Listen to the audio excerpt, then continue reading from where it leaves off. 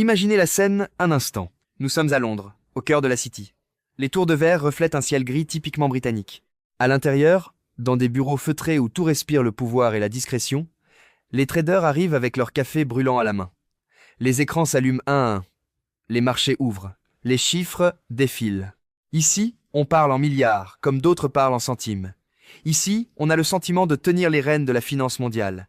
La confiance est presque palpable. Tout semble sous contrôle. Mais pendant que Londres s'éveille doucement, à des milliers de kilomètres de là, à Moscou, la nuit n'est pas synonyme de repos.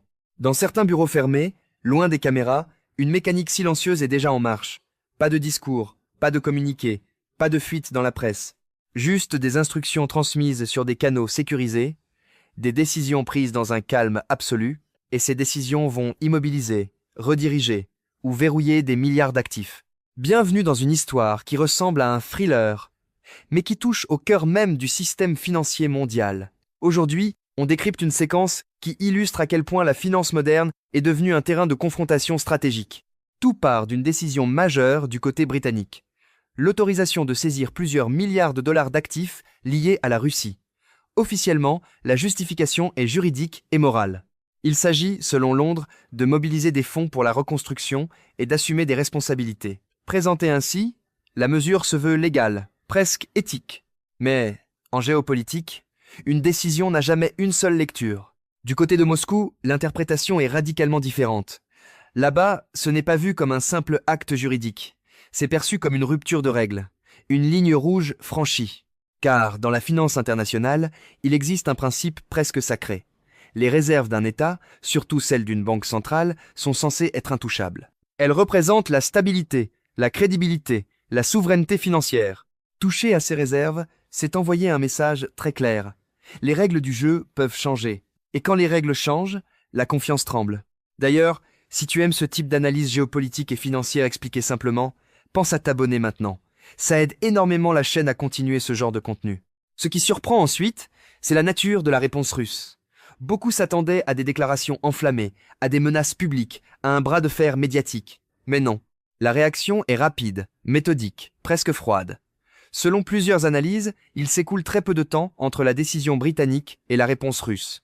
Pas de grandes annonces, pas de tweets rageurs, juste des textes administratifs, des décrets techniques, et au cœur de ces textes apparaît une notion clé, l'administration provisoire. Dit comme ça, cela semble banal, temporaire, technique, presque inoffensif. Mais pour un investisseur, c'est tout sauf anodin. Mettre un actif sous administration provisoire signifie une chose simple. Vous en restez propriétaire sur le papier, mais vous perdez le contrôle réel. Les droits de vote peuvent être suspendus, les décisions stratégiques vous échappent, les flux financiers peuvent être bloqués. C'est comme posséder une maison dont quelqu'un d'autre aurait les clés, déciderait qui y entre et encaisserait les loyers. Votre actif existe toujours, mais il devient passif, immobilisé, neutralisé. Le message derrière ce mécanisme est limpide. Si nos actifs sont bloqués, les vôtres peuvent l'être aussi.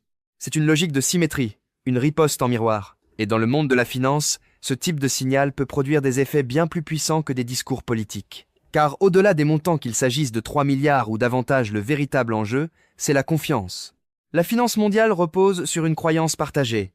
Les règles sont stables, les contrats sont respectés, le droit de propriété est prévisible. C'est un peu comme le système d'exploitation d'un ordinateur. Tant qu'il fonctionne, tout tourne. Mais s'il devient instable, plus aucune application n'est sûre. Quand la prévisibilité disparaît, elle laisse place à la peur. Et sur les marchés, la peur est un moteur redoutable. Les investisseurs ne cherchent plus le meilleur rendement. Ils cherchent la sécurité. Ils cherchent l'endroit où leur capital risque le moins d'être pris dans une décision politique ou géopolitique. Les modèles financiers, aussi sophistiqués soient-ils, ne savent pas intégrer l'imprévisible politique à grande échelle. Un décret peut bouleverser en une nuit des prévisions construites sur 10 ans. Alors certains vendent. D'autres se retirent. D'autres encore diversifient vers des zones jugées plus neutres. Si ces explications t'aident à mieux comprendre les dessous de l'économie mondiale, abonne-toi et active la cloche. Tu ne verras plus jamais l'actualité financière de la même façon. Publiquement, chaque camp défend sa position. Les discours officiels parlent de droit, de légitimité, de justice ou de violation des règles internationales. Mais en coulisses, la réalité est plus stratégique. Chaque décision devient un coup sur un échiquier mondial. Et parfois, toutes les options comportent un coût. Escalader peut fragiliser la confiance. Reculer peut affaiblir la crédibilité. Continuer peut encourager des systèmes alternatifs. Car oui, un autre phénomène est en jeu, la création de circuits parallèles. Depuis des années, certains pays développent des alternatives aux infrastructures dominantes. Systèmes de messagerie financière, mécanismes de paiement hors des circuits traditionnels, assurance nationale, échanges dans d'autres devises. Plus la pression augmente, plus ces alternatives se développent. C'est un effet indirect, mais réel, des tensions économiques. On se retrouve alors face à un paradoxe. En cherchant à isoler un acteur, on peut l'encourager à bâtir son propre réseau. À long terme, le vrai risque n'est être pas une crise brutale, mais une fragmentation progressive du système financier mondial. Une multiplication de blocs, de sphères d'influence, de réseaux moins interconnectés. Et au cœur de tout cela, une question demeure. Jusqu'où peut-on politiser la finance sans fragiliser les fondations mêmes qui la rendent efficace? Car la force de certaines places financières repose sur une promesse simple: stabilité, sécurité juridique, prévisibilité. Si cette promesse est perçue comme relative, alors les comportements changent, lentement au début, puis plus rapidement. Le capital devient plus prudent, plus mobile, plus méfiant. Ce que nous observons n'est donc pas seulement une tension entre deux pays. C'est un test grandeur nature pour l'ordre financier mondial. Une guerre d'endurance plus qu'un choc frontal. Une confrontation où chaque action a un coût indirect. Et dans ce type de conflit, le gagnant n'est pas forcément celui qui frappe le plus fort, mais celui qui tient le plus longtemps sans perdre la confiance des marchés. Si tu veux d'autres analyses claires sur la géopolitique, la finance et les stratégies invisibles des États, abonne-toi maintenant. Chaque abonnement permet de produire des analyses encore plus poussées. Finalement, la vraie question n'est peut-être pas qui a raison, mais jusqu'où chacun est prêt à aller. Car si la confiance globale s'érode trop, c'est tout l'édifice financier international qui peut devenir plus fragile. Et un système que l'on croyait immuable peut lui aussi évoluer sous la pression des intérêts stratégiques. Le monde de la finance n'est pas seulement une affaire de chiffres, c'est aussi une affaire de pouvoir, de perception et de confiance. Et parfois, les batailles les plus importantes ne font aucun bruit. Merci d'avoir suivi cette analyse jusqu'au bout. Et si ce genre de contenu t'intéresse, tu sais ce qu'il te reste à faire.